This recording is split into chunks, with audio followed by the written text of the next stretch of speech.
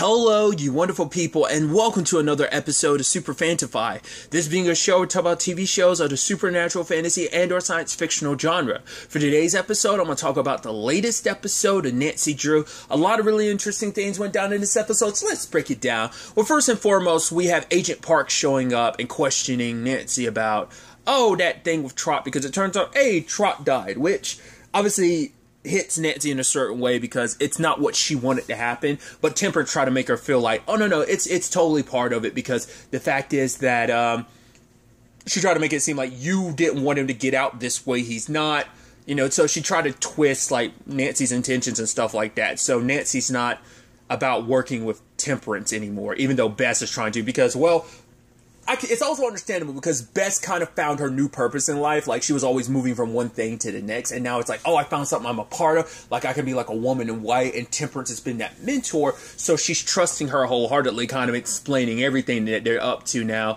about the Copperhead and everything. But Nancy doesn't want her to be a part of this as they're trying to capture the Copperhead, especially because Temperance says that she has a shark tooth or something that could act as bait. But she's like, I won't give you the shark bait. I'm not in the mood to help. But she left it wide and opened it. The moment she did, I was like, seems like you're kind of okay. Like, you would do a lot better of a job of keeping that close to heart. Jumping around a little bit. We find out the whole thing was a manipulation. But it's like she made it too easy. That's why I was kind of suspicious. But because she said it was like, too much power for you to handle. I thought the point was for it to go out of control. So it seems like it turns out it has other purposes. The monster that it draws, the burning sorrows, is what it was meant to do. Because her whole plan was to basically get Nancy and them to trust her by exposing her darkest secrets and her biggest heartbreak, which that's how the monster works. This way that she seems more sympathetic. Because, Bess was already on her side. Nancy was the biggest hurdle she needed to get through. Because if she could get Nancy on her side, anyone else that she needs, like the rest of the team, would follow in suit. So if Nancy's more trusting of her, then it all kind of works out in the end. Agent Park was out there he was going to go talk to Temperance, and he got caught up in the middle of a supernatural situation. It's like, right, so turns out supernatural stuff happens all the time, which even Nancy was like, you're taking this a lot better than you thought you would. It's like, yes, just because there's not a scientific explanation for something doesn't mean it doesn't exist. So he's quickly accepting, all that's going on. The guy's really rational. I mean, even with the irrationality of the supernatural, he's still able to keep a calm head under pressure. I mean, Nancy and them are able to do that. I mean, Nancy kind of was for a long time, just because, they've been dealing with this for a long time. So, but yeah, they tried throwing their own sorrows at the burning sorrows, but it didn't work. It needed to be Temperance's, because she's the one that's actually poisoned, and it will eventually spread and kill her, the infection. So, little by little over the course of the story, we find out, her daughter died in a battlefield in Gettysburg because she was a nurse, and there was a pawn on the battlefield that was used against her, and it turns out she had her, the soul splitter that was used to help George was also used to split her soul, because it turns out the women in white did that to make sure that Temperance and her daughter would never be together again. The question that no one asked during this episode is, why? Because everyone just assumed it was the women in white. They had their issues with what Temperance wanted, so they probably just chalked it up to right, they just wanted to punish you by separating your daughter's soul into 4 pieces, and you're like, interesting. But now in more context later on, it's like, no, it seems like they did that on purpose. It wasn't just about punishing Temperance. It seems like it might have been punishing Charity, her daughter, as well. But we'll get to that in a second. But it's interesting too that even memories, Temperance has the power to those Figments. They were supposed to just be Figments, but it became a literal defense mechanism because she didn't want to remember those memories, and she used her powers to quote unquote accidentally bring them to life. I wonder, was that all? I would assume it was all done on purpose, just for to make it seem like, I'm out of control. This is so painful. She's really good at selling that whole situation. Side note. When we first saw the older version of Charity, I was looking at her, I was like, from the side, I was like, wait, is that? And then she started talking, I was like, holy crap, that's the actress who plays played Alice in The Magicians. I could tell, like, I couldn't tell just from her face alone, because, like, her hair's done up. Like, when she was playing Alice, she had her glasses off from time to time, but more often than not, she wore glasses. But I couldn't tell from the side, but then, like, they showed her face. I was like, yeah, because I recognized that voice anywhere. I believe the actress's name, if I'm not mistaken, is Olivia Dudley. I was like, dude, that's so cool. And with the way things end up later on, we're going to be seeing a lot more of her for the rest of the season. So I'm like, dude, yeah. I'm so excited about that. I'm like, oh, dude, I loved her as Alice, dude. But regardless, tangents and all that. It's like, well, just in general, if you don't know, like, The Magicians, I think, is still my favorite fantasy show. I love and adore that show. I still wish there was more of it, but, you know, we got what we got, and I'm happy for that in itself, you know. But once again, tangents aside, it's interesting to know that there was almost like a Romeo and Juliet thing going on at the time. Basically, Temperance's daughter Charity married Cora's son Beckett. Cora's the one who manipulated Temperance's husband into helping kick her out of town, but also like take her daughter, keep their daughter away from her. So it's like, wow. Once again, that's the problem with, like, we're getting Temperance's memories, and she's able to shape and weave the narrative to be whatever she wants it to be. I mean, I think the women in white had their reasons for doing, but to be fair, the women in white, like George also pointed out in the past, of like, yeah, they were kind of anti-feminism. Like, they were just kind of like, they were very kind of stuck in their own ways about, like, what women supposed, like, they didn't help the progress of women in certain regards. They kind of actually held it back in some regards. So that was also the thing of, like, yeah, they weren't always on the right side of history in certain regards. But Temperance, once again, is able to weave, and that's the thing about getting one person's perspective. It's a very biased narrative that, you know, what you need is one person's truth and another person's story, because the truth will always exist somewhere in between, you know? So that's gonna be the beautiful and complicated and interesting thing about this. Is like, because I think in the future we're gonna get full context to all of this and realize how even more manipulative Temperance was under these circumstances. It's interesting because even later on, Agent Park calls Nancy out for, like, telling the partial truth. That's the thing. You're not lying. You're just omitting certain aspects of truth. Because, yes, these were painful memories regardless, but she knew exactly what to show and what not to show when it comes to these memories to get the burning sorrows to go away. I wonder if things didn't play out this way. She would have been forced to probably, like, do something to nudge them in the right direction, but it is interesting because she, even at the end, like, before she was like, no, you can't have the memories of my daughter, but it's then, like, later on, she's like, yeah, open the windows, like, it seemed a little like, oh, I guess it's like, well, this is my most painful memory, this is your moment, but I'm like, it just seemed too, like, you were ready for it that time, like, you were so resistant to it in the beginning, but I guess it's like, well, considering the current circumstances, you needed to kind of jump on this opportunity while it presented itself, but I just thought that was interesting. So, there's that, but the point that it seems like is that Beckett, he's the one that was used as a pawn. Like, Temperance is the one that suggested Cora's just using him to get close to you, but she's like, Charity's like, I love him with all my heart. He loves me, and I love him with all my heart.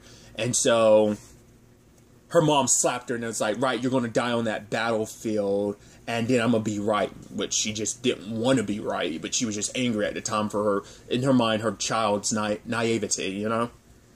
But it turns out Beckett is the Copperhead. He was turned into that because, like, oh, his mother must have done that to him for the purposes of, you know, finding the pieces of my daughter's soul, which circles back to Matthew's death, to Jake's death, because the souls have been passed down, like, in different, like, because they were put into 4 different soldiers, and these are I guess the bloodlines connected to those said soldiers. Like, these pieces of Charity's soul have been passed down, and like, I don't know if it's like, right, when that person dies, like, Charity's soul ends up in another person's body, or is it continuing down their respective bloodlines? Whatever the case may be. I mean, it has been, like, well over a century, so it could just simply be like, oh, it's different names and stuff like that so that's why I'm like, would it be easier to chat? Because it's like, it's probably like 4 unknown soldiers. It was 4 probably like not known soldiers that the souls were put into. So it's like, you wouldn't know where to even begin to start looking for the current generation of those families. But like I said, not unless the soul, when that person dies, just automatically just picks a random host to kind of continue on for. I'd assume it, like I said, it's a bloodline thing.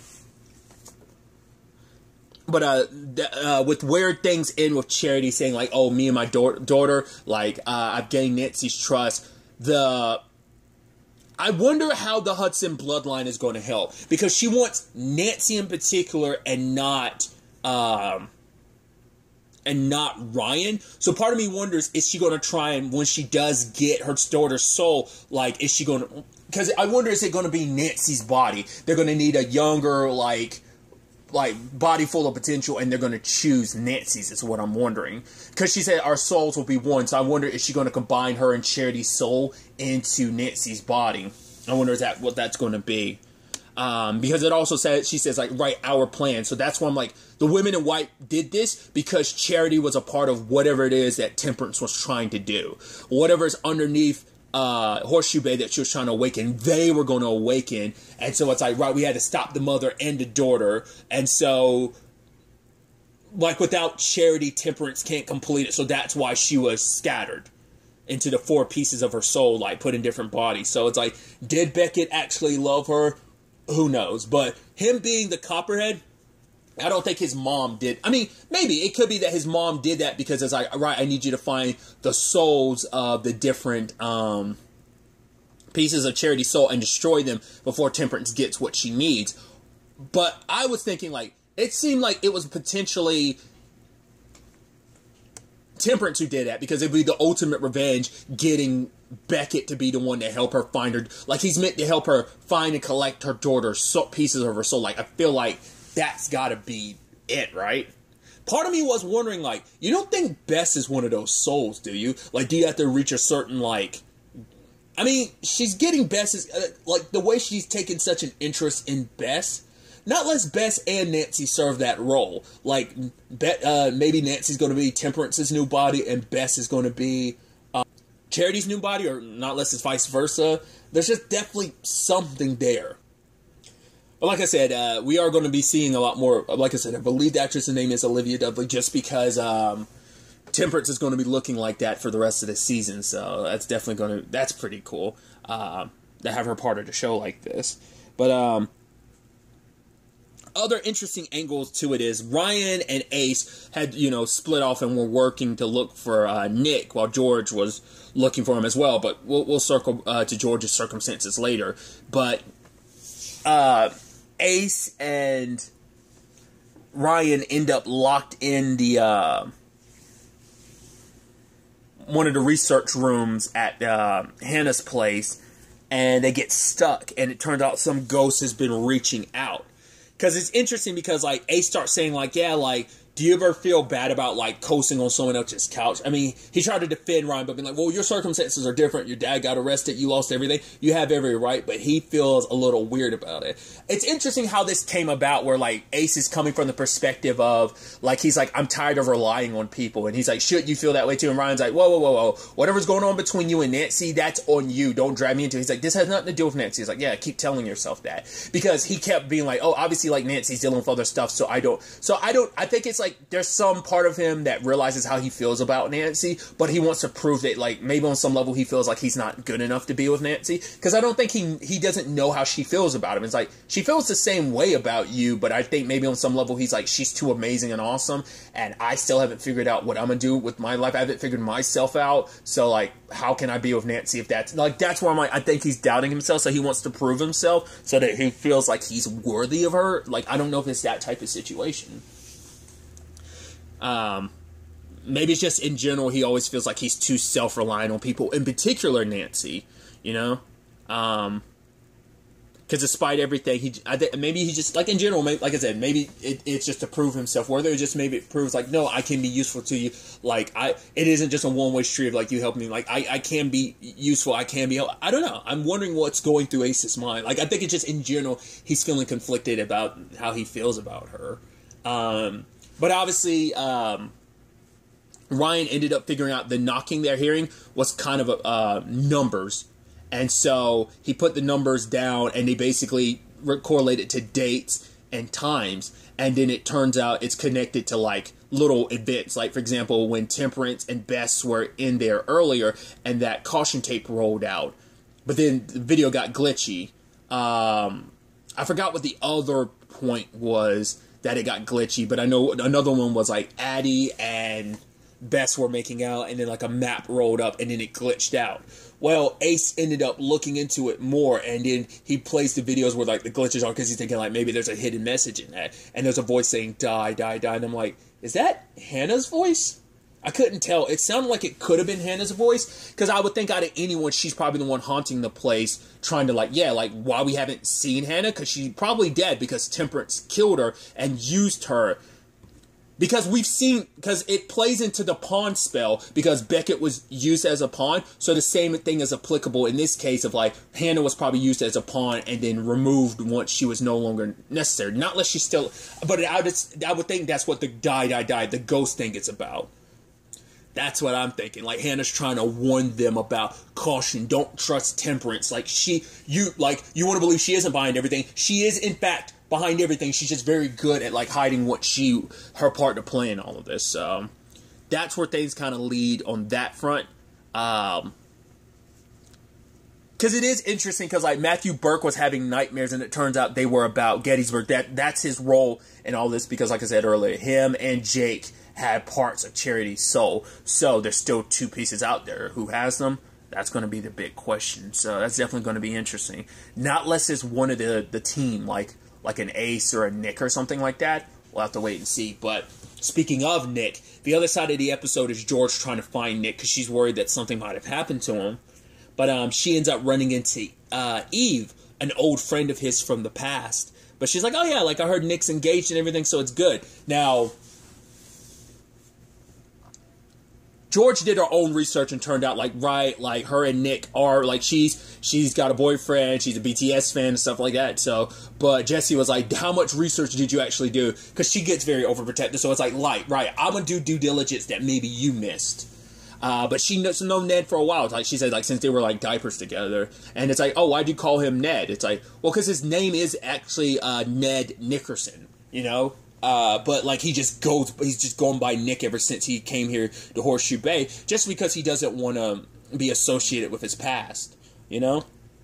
And obviously they learn about like he confided in the kids about his past, about getting arrested and stuff, and now this is also George's first time hearing that. And so Addie tells her like, we had a whole conversation about a walkabout, you know. It's like, yeah, like Nick's had a lot on his mind, and you know he's had because of what's on his mind. And George is like, that's a good question, because Nick, you know, once again, it's not just George that doesn't share stuff. Nick hasn't been sharing stuff either. He's been, to be fair, I think it wasn't until that last episode when he started to realize like how much he's been keeping bottled up and keeping to himself. Then in that moment he realized just how much he hadn't really been processing and dealing with. So, but Jesse ended up finding out that Eve was lying, because there's a picture of her and Nick in front of Maine. So it's like, you know that you've been here before. You're making it seem like this is your first time, so George didn't trust her. But when she came back, Eve actually told her the truth. The person that Nick was defending, that he accidentally killed someone in self-defense, that was her. And she's like, right, I didn't want to just, that wasn't really like I knew about your engagement and everything. Like, I tried to get in contact with Nick these past couple years, but he never responded to me. I even tried to congratulate him on the engagement. He didn't respond. And so, hearing that, you know, and realizing like, how much of the past is still weighing on his mind, George and her worked together, because she ended up figuring out where Nick would go. And it turns out he went to a field, which was like the last field he ever played football on. So George decides not to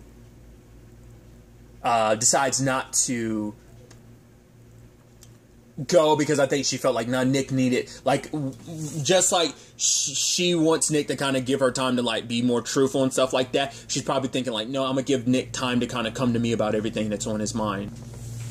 But it turns out that Eve has ulterior motives for tracking down Nick. She's like, I need your help. I think I killed someone. And you're like, wait, what? That's a huge bomb to just randomly drop on someone like that you haven't been in contact for a while. I don't know. I think it's interesting too, considering like Nick got in trouble like defending her. Like that's not a bad thing, but it's just interesting that I guess it's like, right, we were like best friends probably growing up type of thing. We've been like in each other's lives for so long, so like when I'm in trouble, I know I can come to you for help. But I just think that's interesting. We'll have to wait and see like what the further context is between that, but I'm curious for the conversations between him and George going forward, because once again he's trying to figure things out that, you know, once again he hasn't really processed and dealt with. So it's definitely going to be interesting to see where all of this ends up taking us going forward into the next episode. I should also note, I didn't realize this, but I think when I looked it up last episode is when I found out this season's actually shorter than the others. The past 2 seasons have been 18 episodes. This season's only 13 episodes, so there's only like a couple of episodes left this season, I believe.